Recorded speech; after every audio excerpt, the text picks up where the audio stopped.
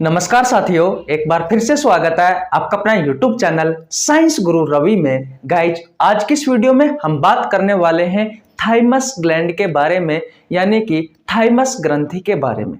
सबसे पहले साथियों, आप हेडिंग लगा लीजिए एंडोक्राइन सिस्टम, क्योंकि भैया हम अंतःस्रावी तंत्र पढ़ रहे हैं। एंडोक्राइन सिस्टम, अंतःस्रावी तंत्र। मैं आपको बता दूं साथियों, अंतःस्रावी तंत्र में हम पढ़ते हैं भैया अंतःस्रावी ग्रंथियों के बारे में, यानी कि एंडोक्राइन ग्लैंड के बारे में। हिंदी में कहा जाता है अंतःस्रावी ग्रंथि। गाइज, इनकी संख्या होती है टोटल 9, जिनमें से हम पढ़ चुके साथियों 4। कौन कौन सी ग्रंथि हम पढ़ चुके? नंबर 1 पर आता है भैया थायराइड ग्लैंड। नंबर 2 पर आता है पैरा थायराइड ग्लैंड। और भैया नंबर 3 पर आता है पीनियल ग्लैंड। और नंबर 4 पर आता है पेंक्रियाज ग्लैंड। इन चारों ग्रंथियों के बारे में हम पढ़ चुके साथियों। आज की इस वीडियो में हम पढ़ने वाले हैं नंबर 5 पर साथियों थाइमस ग्रंथि के बारे में, थाइमस ग्लैंड के बारे में। इतनी बात क्लियर है? याद रखना साथियों, अंतःस्रावी जो ग्रंथि होती है भैया वो हार्मोन बनाती है। क्या बनाती है? हार्मोन। गाइज, हम चैप्टर को किस तरीके से पढ़ रहे हैं मैं आपको ओवरव्यू दे देता हूं। सबसे पहले साथियों, अंतःस्रावी ग्रंथि वाला जो अंतःस्रावी तंत्र वाला जो चैप्टर है, इसमें हम साथियों जो हमारी 9 अंतःस्रावी ग्रंथि है, इनमें से एक एक करके साथियों एक एक क्लास में हम इन ग्रंथियों के बारे में पढ़ रहे हैं। फिर साथियों हम चैप्टर को बिल्कुल 0 लेवल से स्टार्ट करेंगे और साथियों अंत लेवल तक लेके जाएंगे, बिल्कुल हाई लेवल तक लेकर के जाएंगे। फिर साथियों इस चैप्टर की एमसीक्यू करवाएंगे, जिससे साथियों आपको बहुत अच्छे से ये चैप्टर समझ में आ सके। तो भैया आप फटाफट हेडिंग लगा लीजिए। हेडिंग क्या लगाओगे आप? Thymus gland. गाइज, मेरा नाम रवि है। मैं सभी प्रतियोगी परीक्षाओं के लिए बायोलॉजी पढ़ाता हूं। जो कंटेंट आपको पेड कोर्स में उपलब्ध नहीं होता, उससे अच्छा कंटेंट उपलब्ध कराने की कोशिश करता हूं। ठीक है भैया जी, ओके। हेडिंग क्या लगाओगे भैया? Thymus gland.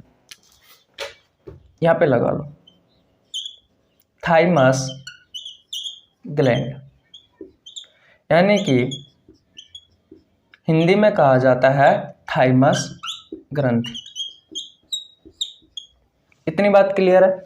ओके भैया, सबसे पहले बात करते हैं कि भैया ये जो थाइमस ग्रंथि होती है ये कहां पर होती है हमारे शरीर में, इसकी लोकेशन क्या है?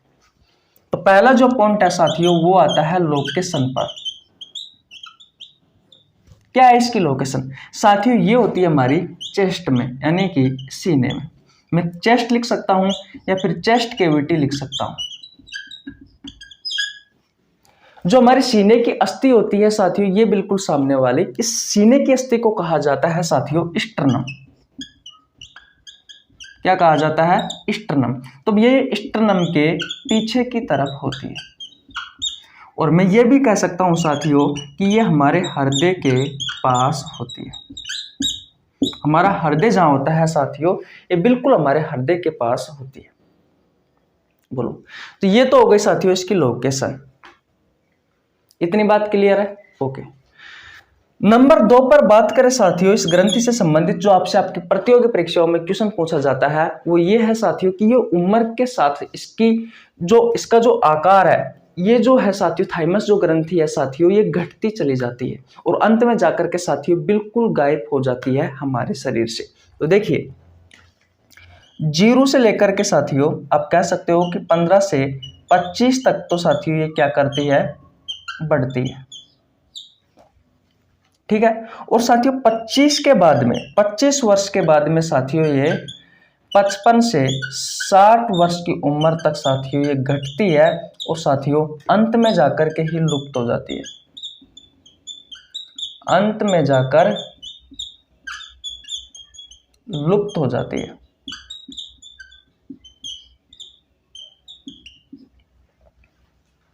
ग्राफ की सहायता से समझते हैं। देखिए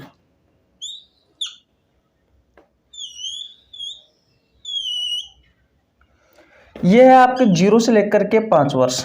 5 वर्ष के बाद में साथियों ये जो ग्रंथि है ये आपके शरीर में बनना स्टार्ट हो जाती है।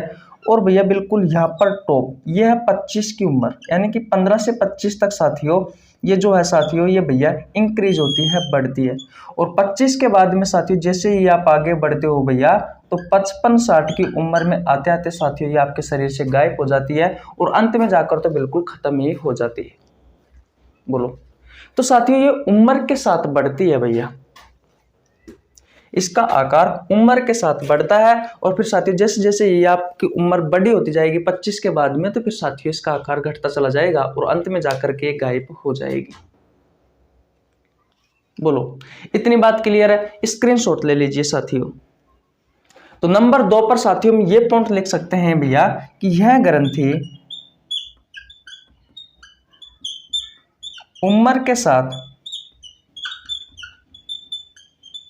घटती है। इतनी बात क्लियर है?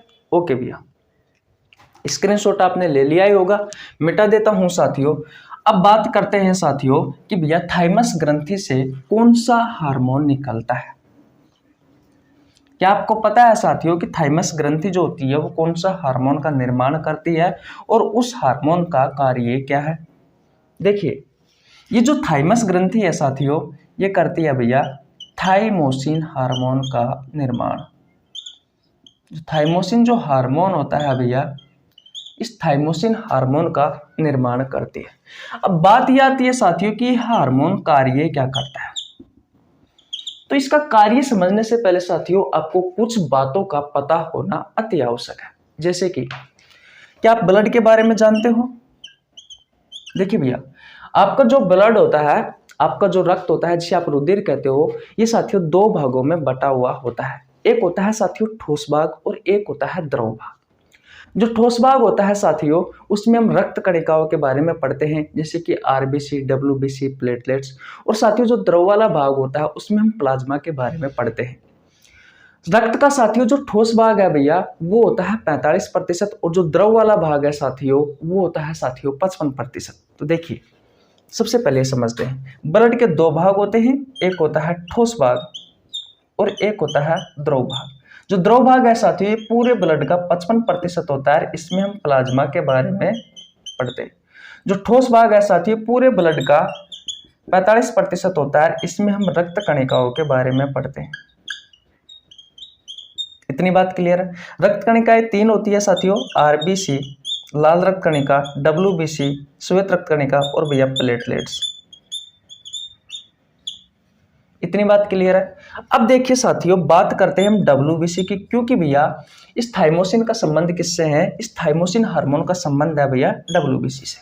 किस तरीके से संबंध है अभी बात करता हूं साथियों। जो डब्ल्यूबीसी होती है ये क्या करती है, आपकी बॉडी में जो इन्फेक्शन होते हैं, जो संक्रमण होते हैं, उन संक्रमण के विपरीत फाइट करती है साथियों, यानी कि उन संक्रमणों से लड़ने का कार्य करती है। कोई भी वायरस, बैक्टीरिया, कवक आपकी बॉडी के अंदर साथियों ऐसा कोई पदार्थ जो आपकी बॉडी को नुकसान कर सकता है, आपकी बॉडी को बीमार कर सकता है, उनसे लड़ने का कार्य करती है साथियों आपकी डब्ल्यूबीसी। इतनी बात क्लियर है? ओके भैया, अब आगे जाओगे साथियों तो भैया डब्ल्यूबीसी भी साथियों 2 प्रकार की होती है। कितने प्रकार की? 2 प्रकार की। एक होती है साथियों कणिका में डब्ल्यूबीसी और एक होती है साथियों कणिका में डब्ल्यूबीसी। कणिका में डब्ल्यूबीसी ऐसी डब्ल्यूबीसी होती है साथियों जिसकी पृष्ठीय सतह पर छोटे छोटे कण मौजूद हो, और कणिका में डब्ल्यूबीसी ऐसी डब्ल्यूबीसी होती है जिसकी पृष्ठीय सतह पर साथियों कोई भी छोटे छोटे कण मौजूद ना हो। इतनी बात क्लियर है? तो साथियों जो कणिका में जो डब्ल्यूबीसी है ये होती है 3 प्रकार की और कणिका में डब्ल्यूबीसी होती है साथियों 2 प्रकार की। ये 3 प्रकार कौन कौन से हैं? नंबर 1 पर बात आती है इसिनोफिल्स। नंबर 2 पर आती है साथियों बेसोफिल्स और नंबर 3 पर बात आती है साथियों न्यूट्रोफिल्स।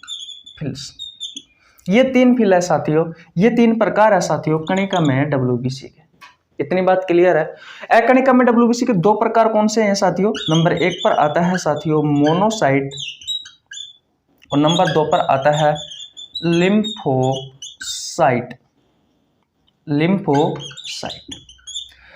अब बात करें साथियों इस जो लिम्फोसाइट डब्ल्यूबीसी है, ये लिम्फोसाइट डब्ल्यूबीसी भी दो प्रकार की होती है। एक तो होती है बी लिम्फोसाइट और एक होती है साथियों टी लिम्फोसाइट। ये टी का मतलब होता है यहाँ पर टारगेट, यानी कि मान लीजिए आपके हृदय में कोई इन्फेक्शन आ गया, कोई ना कोई वायरस आ गया, तो ये जो डब्ल्यूबीसी होती है साथियों, ये दोनों डब्ल्यूबीसी ये वहां पर हृदय के पास जाएगी और उसको जाकर के खत्म कर देगी। मैंने कहा ना कि इन्फेक्शन से लड़ने का कार्य करती है आपकी डब्ल्यूबीसी। तो साथियों ये जो हार्मोन है, मैंने इतनी कहानी समझाई साथियों, अब उसका मतलब समझिए। ये जो हार्मोन है साथियों थाइमोसिन हार्मोन, ये क्या करता है? टी लिम्फोसाइट और बी लिम्फोसाइट डब्ल्यूबीसी को मैच्योर करता है। इसका कार्य क्या है साथियों कि जो टी लिम्फोसाइट डब्ल्यूबीसी है, डब्ल्यूबीसी और भैया बी लिम्फोसाइट जो डब्ल्यूबीसी है साथियों, इनको मैच्योर करता है, इनको साथियों तैयार करता है, परिपक्व बनाता है साथियों। बोलो इतनी बात आपको समझ में आई? देखिए और पॉइंट सुनिए। आपका जो ब्लड होता है साथियों, इस ब्लड का निर्माण कहां होता है? जल्दी जल्दी बताओ, ब्लड का निर्माण कहां होता है? तो आप कहोगे साथियों हमारी हड्डियों में होता है, हमारी बोन में होता है। और बोन में भी कहां होता है? देखिए ये है आपकी एक हड्डी। हड्डियों में साथियों खोखला भाग होता है और इस खोखले भाग को साथियों क्या कहा जाता है? Bone marrow. हिंदी में कहा जाता है साथियों अस्थि मज्जा। तो अस्थि मज्जा में साथियों ब्लड का निर्माण हुआ और ब्लड का ही पार्ट कौन सा है साथियों? ब्लड का ही पार्ट है डब्ल्यूबीसी। और डब्ल्यूबीसी में आती है साथियों बी लिम्फोसाइट और टी लिम्फोसाइट। दोनों का निर्माण कहां पे हुआ साथियों? भैया बोन मेरो में हुआ। लेकिन ये परिपक्व कहां हुए साथियों? दोनों आपकी थाइमस ग्रंथि के पास। आपकी जो थाइमस ग्रंथि है साथियों, इससे ये हार्मोन निकलता है थाइमोसिन हार्मोन, जो साथियों टी लिम्फोसाइट डब्ल्यूबीसी को और बी लिम्फोसाइट डब्ल्यूबीसी को क्या करता है? मैच्योर करता है, परिपक्व करता है, तैयार करने का कार्य करता है। देखिए अब इसका मतलब समझ में आएगा साथियों आपको बहुत अच्छे से। मान लीजिए आपको सर्दी जुकाम हो गई इस उम्र में, 12 से 25 की उम्र में, 15 से 25 की उम्र में, तो मम्मी कहती है कि जवान हो जाएगा, 1-2 दिन में आपकी जुकाम से हो जाएगी। बुखार भी आ जाता है तो कहते हैं, अपन भी कहते हैं कभी कभी कि भैया कोई दिक्कत नहीं है, मुझे तो 1-2 दिन में बुखार ठीक हो जाता है। ऐसे ही कहते हैं क्योंकि साथियों हमारा जो इम्यूनिटी सिस्टम है साथियों वो स्ट्रॉन्ग रहता है इस उम्र में। क्योंकि भैया इस उम्र में ही भैया जो थाइमस ग्रंथि होती है ये सबसे हाई लेवल पर होती है। और साथियों अगर हाई लेवल पर रहेगी तो थाइमोसिन हार्मोन का निर्माण करेगी, और थाइमोसिन हार्मोन का निर्माण करेगी साथियों, तो ये जो हार्मोन है टी लिम्फोसाइट डब्ल्यूबीसी और बी लिम्फोसाइट डब्ल्यूबीसी का बहुत अच्छे तरीके से इसको मैच्योर करेंगे, इसको परिपक्व करेंगे। अगर परिपक्व होगी साथियों तो हमारी बॉडी में कोई भी इंफेक्शन आ जाए साथियों, उसे खत्म करने में टाइम नहीं लगाएगी ये, तो हम हमारी बीमारी से बच सकते हैं। तो इसलिए तो कहते हैं साथियों कि भैया हमारी जो उम्र है जवान स्थिति में 25 की उम्र तक साथियों कोई दिक्कत नहीं है। अगर आपको बुखार भी आता है 3-4 महीने में एक बार, तो कोई जरूरी नहीं है कि आप दवाई लो, अपने आप ठीक हो जाएगा। क्योंकि आपको पता तो होना चाहिए कि हमारा जो इम्यूनिटी सिस्टम है साथियों वो कितना स्ट्रॉन्ग है, कितने अच्छे से कार्य कर रहा है। बात क्लियर है? लेकिन होता क्या है साथियों, ये जो ग्रंथि होती है ये 55-60 की उम्र में जाते जाते साथियों खत्म हो जाती है। इसलिए तो कहते हैं भैया कि जो एक्चुअली में क्या होता है कि जो बूढ़े लोग होते हैं उनको दवाई दिलानी पड़ती है, क्योंकि जो उनका इम्यूनिटी सिस्टम होता है साथियों बहुत कमजोर होता है। क्यों कमजोर होता है? क्योंकि भैया जो थाइमस ग्रंथि है भैया वो जाते जाते खत्म ही हो जाती है। ये जो टी लिम्फोसाइट डब्ल्यूबीसी है और बी लिम्फोसाइट जो डब्ल्यूबीसी है साथियों, ये भैया जाते जाते खत्म ही हो जाती है, परिपक्व नहीं हो पाती। तो इन्फेक्शन से लड़ने में साथियों कैसे मदद करेगी?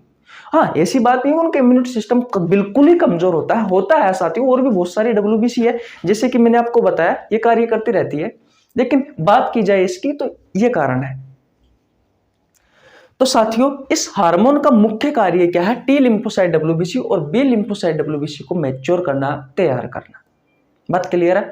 आपसे अगर आपकी प्रतियोगी परीक्षाओं में क्वेश्चन पूछे जाएंगे साथियों, तो जो मैंने अभी आपको पढ़ाया है इसी में से ही पूछा जाएगा। अदर नहीं पूछा जाएगा।